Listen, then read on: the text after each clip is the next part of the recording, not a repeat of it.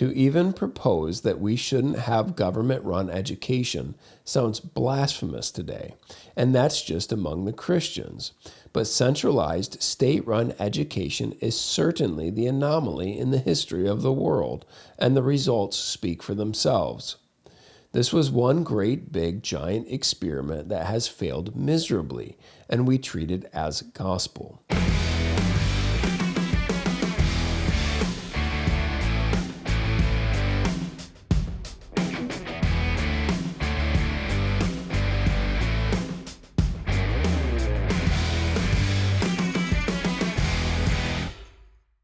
Introduction. As we noted in the previous episode, we've been interacting with some statements made on public education by J. Gresham Machen in his work, What is Faith? As was the case in Christianity and Liberalism, so too in What is Faith? Machen stands opposed to the liberalism of his day that had made its way into the church. Machen doesn't spend his time railing against idolatry and paganism per se. In fact, he states at sundry times in divers manners that there were towering individual minds within paganism. Machen's life was singularly dedicated to the clear exaltation of the Word of God, which he did by combating the idolatry that had made its way into the church through secularism, and that through the watering down of terms and the emphasis on experience and pragmatism. It wasn't as though Machen was diametrically opposed to either. In fact, it would seem somewhat impossible to have a relationship with someone that is devoid of experience, the likes of which will have a very real practical effect on your life.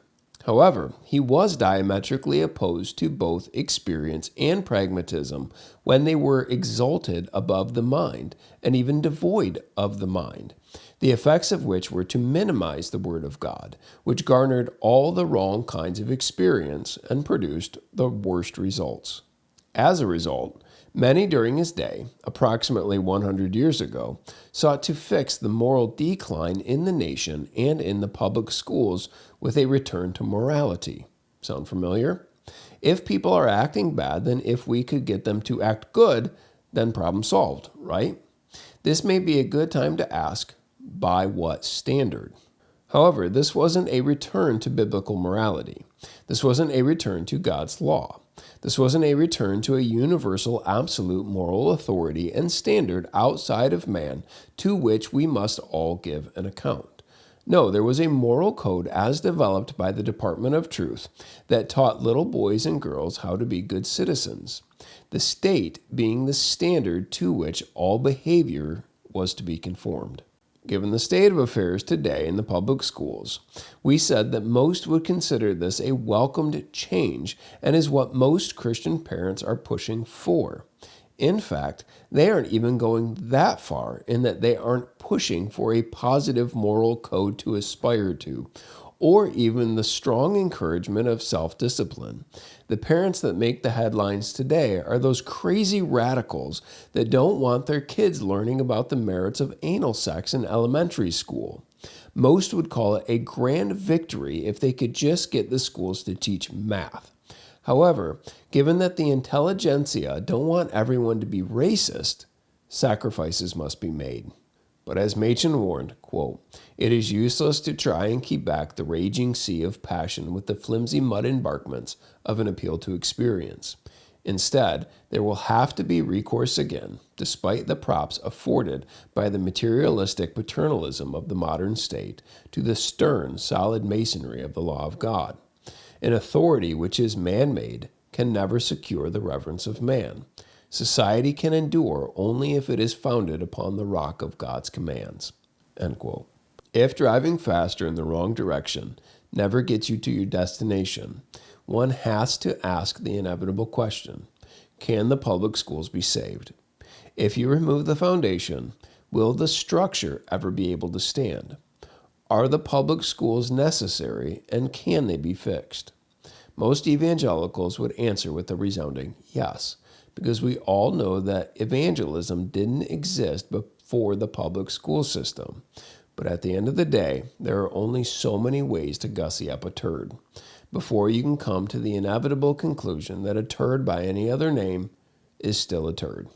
Given the state of affairs in Machen's day, he saw the public school system as a necessary evil. Quote, most important of all, we think, is the encouragement of private schools and church schools. A secularized public education, though perhaps necessary, is a necessary evil. The true hope of any people lies in a kind of education in which learning and piety go hand in hand. Christianity, we believe, is founded upon a body of facts. It is therefore a thing that must be taught, and it should be taught in Christian schools. End quote. Contrary to most evangelicals today, Machen was not in favor of Christianizing the public schools, seeing that this would only dilute the water in the church even further. The argument being that all doctrinal distinctives would have to be removed as to appease all parties, leaving you with a vague notion of the fatherhood of God and the brotherhood of man, which unfortunately sounds like most Christian schools today, which are licensed by the state. Weird. However, this creates an anti-intellectual environment given that serious inquiry can't be made, for it will only lead to distinctives which will create conflict and controversy. This is the problem with the liberalism of Machen's day and of our own.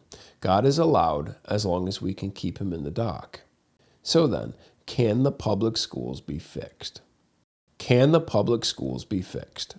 My answer to this question is a resounding and unapologetic no. By definition, it's a socialist program. The goal of public education is not, and never was, at least as far as the government is concerned, to create free-thinking individuals that love the Lord with all their heart, mind, soul, and strength.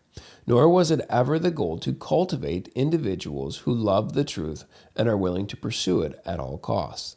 The goal of government education has always been to create good citizens that are obedient to the sovereign state, as long as it is run and funded by the government, federal or state. You pick the poison. And the curriculum is set by the state, and all the teachers are vetted by the state. The result will always be the same. The only difference may be in the way that said idolatry manifests itself in the prevailing culture by and large. The reason this will always be the case is that every institution, almost always and without fail, mostly, most of the time, is primarily about self-preservation. Now, if you wanted to object to my above statement, funded by the government, with the fact that nothing is actually funded by the government, but only by the people, I guess I would agree in principle. But then I would say, tell that to the government. If a bully takes your money and then spends it however he chooses, you may protest that it's your money he is spending. But at that point, it doesn't much matter, does it? Given that education is the most religious thing a people can do, having the state as the sole interpreter and arbitrator of what is taught will always make it idolatrous, whether or not we feel good about our idolatry, or whether or not our idolatry is more respectable than our current brand of crazy off-the-reservation, completely nutjob idolatry we are currently marinating in, like being stuck in an elevator after someone drops some taco farts. To even propose that we shouldn't have government-run education sounds blasphemous today, and that's just among the Christians. But centralized state-run education is certainly the anomaly in the history of the world, and the results speak for themselves. This was one great big giant experiment that has failed miserably, and we treat it as gospel. It's been said that the greatest lie the devil ever told was convincing people he didn't exist. Okay, fair enough. Maybe number 2 on that list is convincing people that they can't exist or that society cannot flourish without government education, or even that there was a time before government education. To talk to most Christians today, this is how they think. God created Adam and Eve, and shortly thereafter, but certainly before the fall, God created government education. The fact of the matter is we can't possibly imagine what life would be like without it. And why is that? Even Machen refers to it as a necessary evil. I assume that when he does so, it is because he knows it's not something that is going away anytime soon. Therefore, it is something that has to be dealt with, and in dealing with it, try to freshen up that turd as much as possible. If the toilet's broke, might as well stock up on air freshener. But why should we think of anything as a necessary evil? Oh, I know. We'll work on reform and call it something edgy and cool like Smash Mouth incrementalism. The only incrementalism I have ever seen works one way, and that's towards the left. Even with Roe, the only reason it was overturned was because of the abolitionists. This will be true in education as well. Don't believe me? Look around and ask yourself how it's going. If it is evil, why tolerate it? If it is evil, why try to reform it? Machen writes, quote, "But taking the public school as an established institution and as being under present conditions necessary, there are certain ways in which the danger of that institution may be diminished." End quote. Sure, government education is established, but that doesn't mean that it should be. And why do we consider it necessary? And what kind of dangers are we trying to minimize? And is that even possible given the system? Not just given the state of things, but given the nature of things. Machen then goes on to propose 7 ways in which the dangers of public education can be minimized. The first, Machen says, is that, quote, "The function of the public schools should be limited rather than increased. The present tendency to usurp parental authority should be checked." End quote. Most sensible people would agree with that sentiment. Certainly those going to school board meetings to voice opinions about the garbage being taught do. However, this is like asking the fox to count the hens in the hen house. Who is going to limit the school's authority? The same bureaucrats on the left or the right that truly believe it's in your best interest that they have more authority. I have said it before, but it bears repeating.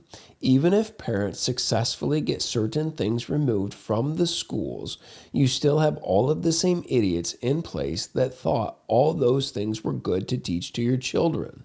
You may have omitted some things openly from the curriculum, but you haven't changed the system or the teachers. That's not a win. That's just dying a little slower. Back in January of 2022, the Michigan Democratic Party posted this on their Facebook page, quote, "Not sure where this parents should control what is taught in schools because they are our kids is originating, but parents do have the option to choose to send their kids to a hand-selected private school at their own expense if this is what they desire. The purpose of a public education in a public school is not to teach kids only what parents want them to be taught. It is to teach them what society needs them to know. The client of the public school is not the parent, but the entire community, the public." End quote. The next day, they had to delete this statement and then issue a new one that basically blamed those who read it for misunderstanding them for saying out loud what they always believed. I agree with Machen.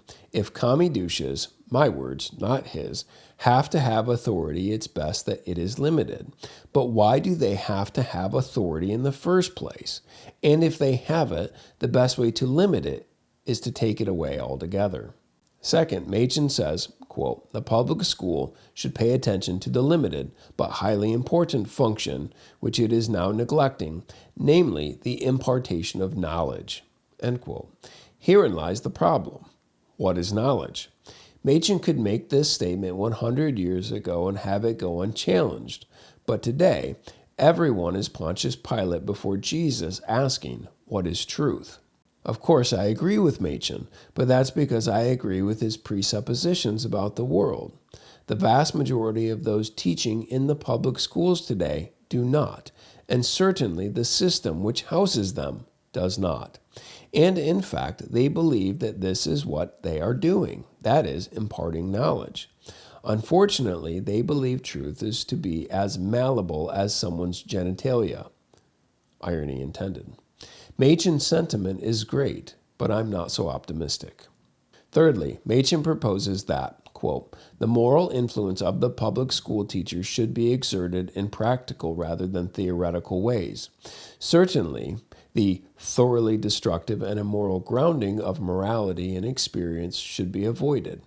Unfortunately, the true grounding of morality in the will of God in our public schools also have to be avoided. But if the teacher himself knows the absolute distinction between right and wrong, his personal influence, without theoretical grounding and without morality codes, will appeal to the distinction between right and wrong, which is implanted in the soul of the child, and the moral tone of the school will be maintained. We do not for a moment mean that that sort of training is sufficient, for the only true grounding of morality is found in the revealed will of God, but at least it will avoid doing harm." End quote. It is important to note that what stands behind this statement is that Machen believes parents should be able to pull their children out of the school at any point throughout the day for religious instruction. This gives the parents the flexibility to send their children to the government school for this topic or for that topic. But again, Machen is assuming that gay blue-haired mermaids aren't teaching your kids. I disagree with Machen when he says, quote, "Unfortunately, the true grounding of morality in the will of God may in our public schools also have to be avoided." End quote.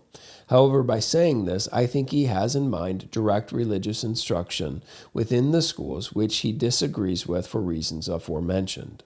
Fourthly, Machen proposes that, quote, "The public school system should be kept healthy by the absolutely free possibility of the competition of private schools and church schools, and the state should refrain from such regulation of these schools as to make their freedom illusory." End quote. This sounds good. However, that is the only thing freedom will ever be in this type of a system, namely, illusory. The unavoidable gravitation of centralization will always and inevitably move towards self-preservation, which for them, by definition, means more control, not less. To ask them to give that up is like asking a leopard to remove some of its spots. This is why private and Christian schools are so heavily regulated. Competition is illusory. Most of these schools just look like public schools 30 years ago. Even the vast majority of classical Christian schools are structured just like the public schools, with a little bit of Jesus sprinkled on top. But they teach Latin too, so that's cool. There is an old adage that says, "He who controls the definition wins." If the state determines what is and is not a school, and their guidelines must be followed, I don't think they much care whether or not your school is private or Christian. Either way, they are setting the terms. Fifth, Machen says, uniformity in education, the tendency which is manifested in the proposal of the Federal Department of Education in the United States, should be avoided as one of the very greatest calamities into which any nation can fall, to which I can only add a hearty amen. Until the Department of Education is abolished and Christians wake up, you can kiss any notion of mere Christendom, or a new Christendom, or whoever has a cooler moniker before Christendom, goodbye. 6. Quote, "The reading in public school of selected passages from the Bible in which Jews and Catholics and Protestants and others can presumably agree should not be encouraged, and still less should be regulated by law. The real center of the Bible is redemption, and to create the impression that other things in the Bible contain any hope for humanity apart from that is to contradict the Bible at its root. Even the best of books, if it is presented in garbled form, may be made to say the exact opposite of what it means." End quote. Machen has an excellent point, and one that needs to be stressed and thought through, because most today would see the reading of any Bible passages in the government schools as a colossal victory. However, the real center of the Bible is redemption. The redeeming work of Christ is the context through which every passage should be read. If you find yourself in agreement with a Jew and a Catholic, best to do some immediate soul searching. Perhaps a greater threat, because it will seem like such a victory compared to what we have today, is the open acceptance of the Bible into the government schools, but taught and handled in such a way as to remove all controversy, leaving us with the things on which we can all universally agree, minus Christ. It is important to remind ourselves that the devil doesn't care if you have a Bible. He cares whether or not you actually believe it. Lastly, quote, Public school children should be released at certain convenient hours during the week so that the parents, if they choose, may provide for their religious instruction. But the state should entirely refrain both from granting school credit for work done in these hours and from exercising any control whatever, either upon attendance or upon the character of the instruction." End quote. It is very hard to disagree with this, so I won't. However, I think we should ask ourselves why any of that necessarily has to be done through the public schools. Are there cheaper and more effective alternatives to teaching your children certain topics than supporting the government education behemoth? Machen then concludes with these words, quote, "Such are, in general, the alternative proposals that we might make if we were dealing with the problem which has led to the efforts at character building of which we have spoken. We recognize to the full the good motives of those who are making such efforts, but the efforts are vitiated by the false principle that morality is based upon experience, and so they will only serve yet further, we fear, to undermine in the hearts of the people a sense of the majesty of the law of God." End quote. Conclusion. I love J. Gresham Machen, and far be it from me to disagree with him. However, if I may be so bold and humble as to provide 7 alternative proposals that will help fix the government schools. Now, I probably shouldn't have waited until my conclusion to propose these most important proposals, so you will have to forgive me for being brief. Number 1, get your kids out of government schools. Number 2, get your kids out of government schools. Number 3, get your kids out of government schools. Number 4, get your kids out of government schools. Number 5 is similar, but not to be confused with number 2 and number 3. Get your kids out of government schools. Number 6, get your kids out of government schools. And lastly, get your kids out of government schools. If you like this video, make sure to subscribe to our channel and follow us on social media and all the places.